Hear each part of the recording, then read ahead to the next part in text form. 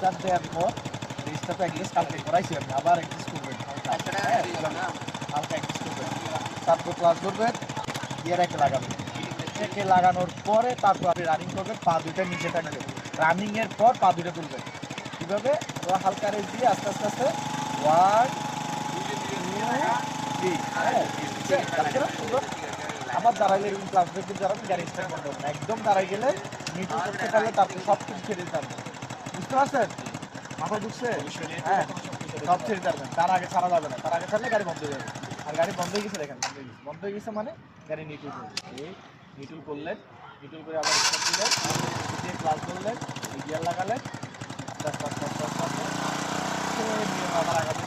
সামনে গিয়ে second gear, third গিয়ারে গিয়ে গতি দিবেন। বুঝতে পারছেন? বুঝতে পারছেন? হ্যাঁ হ্যাঁ।